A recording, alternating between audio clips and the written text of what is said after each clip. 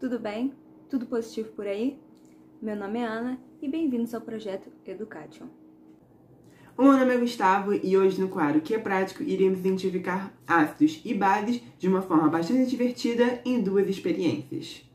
Na primeira, eu usarei reagentes e indicadores sintéticos que farão você sentir um químico em um laboratório. Já na segunda, eu vou usar um indicador natural com um alimento que todos conhecem e vai fazer você se transformar em um artista com uma aquarela cheia de cores. Que comece a batalha dos indicadores! Antes de colocarmos a mão na massa, você precisa saber que existem algumas teorias que visam explicar o que são ácidos e bases e como eles se comportam. A primeira delas é a teoria de Arrhenius, ou teoria da dissociação eletrolítica. Se você quiser saber mais sobre esse assunto, tem um vídeo aqui no canal muito interessante sobre plantas e pH que aborda melhor essa teoria. O link está na descrição. Rapidamente falando, uma solução terá caráter ácido se em meio aquoso ela liberar hidrônio, e terá caráter básico se em meio aquoso ela liberar hidroxila. Mas aí você pode me perguntar, Ana, como que eu vou saber se ela vai liberar hidroxila ou hidrônio? Para isso, temos que analisar a reação de hidrólise dessa substância. Na hidrólise, a água vai ser responsável por quebrar as ligações das moléculas dessa substância. O NH4Cl, por exemplo, se dissocia em meio aquoso, gerando íons amônio e cloreto. E um desses íons reagirá com água para formar H3O+, ou OH-. A água pode agir tanto como um ácido quanto como uma base. O que vai definir o comportamento dela é a força dela em relação aos íons. Por isso, precisamos consultar o mapa ácido-base. Na coluna dos ácidos, a da esquerda, quanto mais acima, mais forte é o ácido. Na coluna das bases, a da direita, quanto mais abaixo, mais forte é a base. Podemos perceber, então, que o amônio é um ácido mais forte do que o ácido água, enquanto o Cl é uma base mais fraca do que a base água. Portanto, a reação que vai ocorrer é a do amônio com a água, em que o amônio age como ácido e a água age como base, gerando o íon hidrônio, o que caracteriza o meio ácido. Se fizermos a mesma coisa para o NaCN, veremos que a base cianeto é mais forte do que a base água. Portanto, a reação que ocorre é a do cianeto com a água, gerando o íon OH-, o que caracteriza o meio básico. Agora que você já sabe o que vai caracterizar um ácido e uma base, você já está pronto para entender a nossa experiência. Os reagentes e indicadores que eu vou utilizar nesse vídeo são desse brinquedo aqui, o meu primeiro laboratório, que você pode comprar e repetir essas experiências aí na sua casa. Também é importante que você saiba o que é o pH e como funciona a escala de pH. O pH é a sigla usada para potencial hidrogeniônico, porque se refere à concentração de H3O+ em uma solução. Assim, o pH serve para nos indicar se uma solução é ácida, neutra ou básica. A escala de pH varia entre 0 e 14. Se o valor do pH for igual a 7, o meio da solução será neutro. Se o pH for menor que 7, o meio será ácido. E se o pH for maior do que 7, o meio será básico. Existem diferentes indicadores de pH, e cada um funciona melhor para uma faixa de pH específica, como mostra a tabela. Para essa experiência, os indicadores utilizados serão a fenolftaleína e o alaranjado de metila. Portanto, ao adicionar fenolftaleína em uma solução, se ela ficar incolor, significa que o seu pH está abaixo de 8,2. Se ela ficar com rosa intenso, significa que o pH está acima de 10. E se a solução apresentar um rosa intermediário, significa que ela está na faixa de viragem, ou seja, entre 8,2 e 10. E se ao adicionar o alaranjado de metila a solução ficar vermelha, significa que o pH está abaixo de 3,1. Se ficar amarela, significa que o pH está acima de 4,4.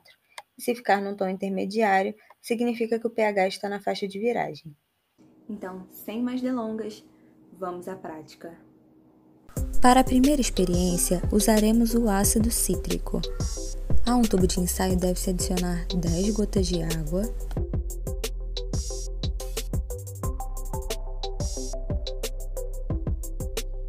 (10 gotas de ácido cítrico) e em seguida deve-se agitar com cuidado, e 4 gotas de fenolftaleína. Como a solução se manteve incolor, significa que o pH está abaixo de 8,2. No entanto, ainda é uma faixa muito grande de pHs possíveis, então vamos usar outro indicador para tentar prever o pH do ácido cítrico com um pouco mais de precisão.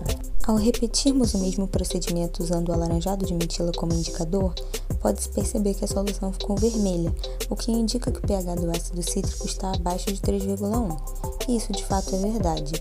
O pH do ácido cítrico nesta concentração está entre 1,8 e 2. Agora a nossa segunda experiência. Em um tubo de ensaio, pingue 10 gotas de água, 2 gotas de carbonato de amônio e agite com cuidado. Pingue 2 gotas de alaranjado de metila e agite novamente com cuidado.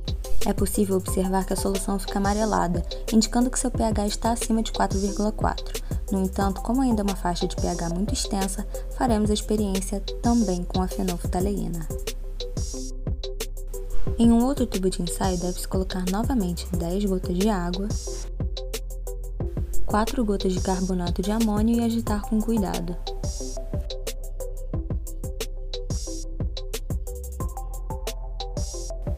Deve-se adicionar também 4 gotas de fenolftaleína e agitar novamente com cuidado. Observa-se que a solução fica rosa, indicando um pH próximo ou superior a 10, e a nossa experiência novamente está correta. O pH do carbonato de amônio está em torno de 9,4. Se analisarmos a hidrólise do carbonato de amônio, chegaremos em um embate. O amônio é um ácido mais forte do que a água, ou seja, ele reage gerando íons hidrônio. Além disso, o carbonato é uma base mais forte do que a base água, então ele também reage, gerando íons hidroxila. No entanto, a produção de íons hidroxila prevalece na reação, ou seja, é produzido mais hidroxila do que hidrônio, o que configura o meio básico. E aí, gostou dessa experiência? Agora o Gustavo vai mostrar para vocês uma experiência com o indicador de pH caseiro. Não vai ser tão legal quanto a minha, mas ele vai se esforçar. Ah, Ana, mas nem todo mundo vai poder comprar esse brinquedo aí, né? Bom, vamos agora à melhor experiência do dia. No século XVII, os indicadores de pH começaram a ser estudados, incluindo o corante vermelho do pau-brasil. Nesse sentido, substâncias presentes em vegetais, como repolho roxo e beterraba, em frutas, como uvas e amoras, e até em flores, têm sido empregadas de longa data como indicadores ácido-base. Muitas das cores vistas em flores e folhas de plantas, especialmente o azul, violeta e o vermelho, são devidos a pigmentos conhecidos como antocianinas, da classe dos famosos flavonoides. Essas substâncias apresentam a propriedade de mudar de cor na presença de ácidos ou bases. Em especial, o repolho roxo talvez seja o mais conhecido vegetal rico em antocianinas usado para a produção de indicadores de pH. Inclusive, é bastante utilizado nas festas dos chás de revelação do sexo dos bebês, o qual usa-se de forma frequente o extrato de repolho roxo para tornar rosa ou azul uma solução incolor. E é esse extrato que nós vamos utilizar hoje. O repolho roxo é rico em várias antocianinas com a estrutura base da cianidina. A estrutura da cianidina no repolho roxo, em soluções neutras, é de uma cor roxa. Em soluções ácidas, temos uma cor avermelhada, e em soluções mais básicas, a cor se torna esverdeada até um amarelado. Agora você consegue entender o mecanismo do chá de bebê. Se for menina, a substância misturada à água era ácida, enquanto caso seja menino, há uma base na mistura. Essas variações de cores se devem à mudança na estrutura molecular da cianidina, passando de uma forma catiônica até uma forma aniônica, na presença de mais ou menos prótons na solução aquosa associada. Em valores de pH mais baixos, a estrutura apresenta hidrogênios na forma de hidroxilas, tornando o meio mais ácido, enquanto em pHs elevados, a estrutura encontra-se desprotonada e o meio é básico. Agora que nós já entendemos o mecanismo do repolho roxo como indicador, vamos à experiência!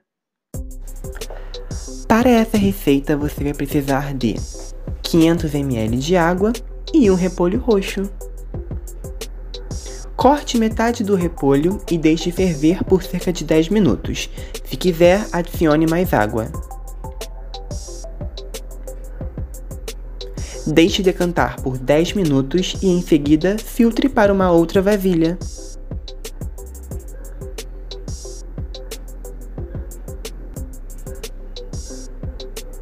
agora o seu extrato está pronto para ser usado. Bom, primeiramente eu separei 3 substâncias básicas e coloquei em copos com água. Água sanitária, bicarbonato de sódio e lasca de sabonete em pedra. E aqui está o nosso extrato para comparação. Vamos ver agora o que ocorre ao colocarmos o extrato de repolho roxo em cada um dos copos. No copo com água sanitária, percebemos uma mudança de coloração para um amarelado. Já ao colocar no bicarbonato de sódio, a coloração é diferente, partindo de incolor para um verde. E por fim, ao colocarmos no copo com sabonete em pedra, tem sabonete ali, muda para o azul. A água sanitária, de todas as substâncias, é a mais básica, com pH em torno de 13, confirmado pela coloração amarela. Ela apresenta funções desinfetante e alvejante. É também fotossensível, ou seja, decompõe-se sob a ação da luz, por isso sua embalagem costuma ser escura ou opaca. A alfa-ferridrólise origina o íon hipoclorito, que é uma base mais forte que a água, gerando o ácido hipocloroso e íons hidroxila, revelando o caráter básico da água sanitária. Além disso, ela também é composta por hidróxido de sódio, que se dissocia e acentua drasticamente a basicidade. Já o bicarbonato obteve coloração verde e pH 9. Ele é bastante conhecido pela sua utilização como fermento e antimanchas, mas ele também é usado na fabricação de produtos de beleza, enxaguantes bucais e extintores de incêndio na produção de espuma. Da hidrólise do bicarbonato de sódio, tem-se o íon bicarbonato, que também é mais forte que a base água e gera íons hidroxila. Como se o pH por volta de 8, a solução de sabonete em contato com o extrato teve coloração azul. O sabonete sólido é obtido a partir de um processo reacional denominado reação de saponificação, na qual o óleo ou a gordura reage com o componente básico. Os álcalis são as substâncias iônicas básicas utilizadas na produção do sabonete. Os mais usados são hidróxido de sódio, hidróxido de potássio e carbonato de sódio, todos sólidos brancos. Já a glicerina possui propriedades lubrificantes e hidratantes, que contribuem para a absorção da água na pele e nos cabelos, promovendo hidratação e maciez. Vejamos agora as substâncias ácidas escolhidas: vinagre em água, refrigerante e leite, e mais uma vez o nosso padrão. Ao colocar o extrato de repolho roxo no copo com água e vinagre, percebemos a mudança para um vermelho. Agora, ao colocarmos no refrigerante, perceba que ocorre algo similar, porém para mais rosado. Por fim, ao colocarmos no leite, compare com o extrato de repolho roxo, muda para um violeta, um roxo mais claro. Com pH 6, o leite tornou-se roxo claro. Embora muito pequena, a acidez do leite fresco deve-se à presença de caseína, fosfatos, albumina, citratos e dióxido de carbono. A elevação da acidez é determinada pela transformação da lactose, composta por galactose e glicose, por enzimas microbianas, os lactobacilos, com a formação de ácido lático no processo de fermentação. Já o refrigerante teve coloração rosa com pH em torno de 3. Os ácidos adicionados nos refrigerantes são responsáveis por realçar o sabor e regular o teor de açúcar. Essa ação acidulante ocorre através de vários ácidos, como benzoico, fosfórico, ascórbico, tartárico e cítrico. A acidez dessas bebidas se dá através da ionização desses ácidos, gerando íons hidrônio. Outra substância importante adicionada ao refrigerante e até outras bebidas é o dióxido de carbono. No processo denominado carbonatação, ele dissolve-se na água, gerando o ácido carbônico. Esse ácido promove uma leve diminuição no pH, agindo como bactericida, já que a presença do meio ácido impede a proliferação de bactérias aeróbias. Além disso, esse procedimento é importante para manter algumas propriedades da bebida, como cor, brilho, odor, textura e principalmente o sabor.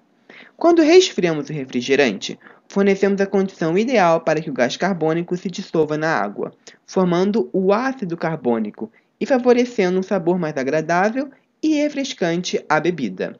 Já quando o refrigerante está quente, o ácido, que é instável, vai se transformando no gás, cuja saída é percebida de forma rápida quando abrimos a lata ou a garrafa, e o seu gosto piora. Por fim, de todos os materiais testados, o vinagre foi o mais ácido, com pH por volta de 2 e cor avermelhada.